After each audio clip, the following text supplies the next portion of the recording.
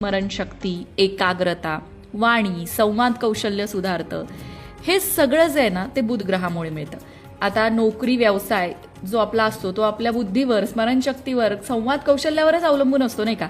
त्यामुळे जर नोकरी व्यवसायात प्रगती होत नसेल किंवा अडथळे येत असतील, कामात अडथळे येत असतील तर हिरवे मूग दान करायला सांगितलं जातं.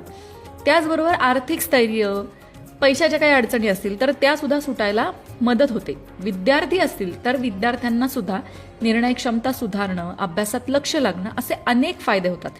म्हणून आता संकष्टी चतुर्थीच्या दिवशी तुम्ही सकाळी सगळ्यात आधी गणपती बाप्पाची पूजा करायची आहे. त्यानंतर भगवान शिवशंकरांची पूजा करायची आहे. घरात तुम्ही शिवपिंडीवरती हिरवे मूग अर्पण करायचे आहेत.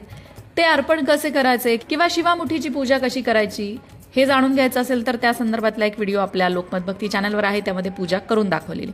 त्या व्हिडिओची लिंक तुम्हाला डिस्क्रिप्शन बॉक्समध्ये मिळेल. तर अशी साध्या पद्धतीने घरच्या घरी शिवामुठीची पूजा केल्यानंतर आणि हिरवे मूग महादेवांना अर्पण केल्यानंतर ते दान करायला विसरायचं नाही. दिवसभर उपवास करायचा आहे, अर्थात श्रावणी सोमवारी आहे आणि संकष्टी चतुर्थी पण आहे आणि दोन्ही उपवास संध्याकाळीच सोडले जातात. त्यामुळे या उपवासाला कुठलीही अडचण येणार नाही की काय करावं, कसं करावं, काहीच विचार करण्याची गरज नाही.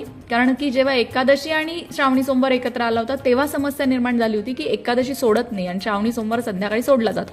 पण मुळात संकष्टी चतुर्थी पण संध्याकाळीच सोडतात की नाही. त्यामुळे हा प्रश्न आता निर्माण होणारच नाहीये. तर दिवसभर उपवास करायचा आहे आपल्या प्रकृतीला झेपेल त्याप्रमाणे आणि संध्याकाळी गणपती बाप्पाची आरती करून महादेवांना नमस्कार करून मग उपवास सोडायचा आहे.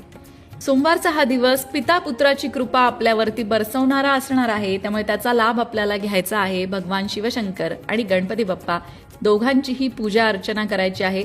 त्याचबरोबर जर पूजा करायला वेळ नसेल तर तुम्ही त्यांचे स्तोत्र मंत्र जे तुम्हाला येत असतील ते म्हटलात तरी चालेल. सगळ्यात बेस्ट म्हणजे अथर्व शीर्ष संकष्टी चतुर्थी असल्यामुळे तुम्ही म्हणू शकता. त्याचबरोबर शिवमहिम्न स्तोत्र आहे. महादेवांची अनेक वेगवेगळी स्तोत्र आहेत. तुम्हाला जी येत असतील ती म्हणा किंवा नसतील स्तोत्र म्हणतायत तर तुम्ही ती ऐकू सुद्धा शकता. ऐकल्याने सुद्धा पुण्यलाभ होतो, पण ऐकताना मन मात्र एकाग्र पाहिजे, त्या शब्दांकडे पाहिजे. नाहीतर लावलंय मोबाईलवरती आणि आपलं मन भटकतं इकडं तिकडं तर त्याला काहीही अर्थ नाही. ऐकायचं असेल तर मन लावून ऐका. या प्रकारे तुम्हाला जशी झेपेल, जशी जमेल तशी साधना उपासना करून या तिथीचा लाभ नक्की करून घ्या. गणपती बाप्पा मोरया, ओम नमः शिवाय हे दोन्ही मंत्र कमेंट बॉक्समध्ये लिहायला विसरू नका. अशाच प्रकारे सणावारा संबंधित व्रतवैकल्य असतील, उपासना असतील, पूजाविधी संबंधित आणखी काही माहिती तुम्हाला हवी असेल, त्याचबरोबर वास्तुशास्त्र, ज्योतिषशास्त्र, अंकशास्त्र यांसारख्या विषयावर तुमच्या मनात काही शंका असतील तर त्या कमेंट बॉक्समध्ये नक्की विचारा. शिवाय तुम्हाला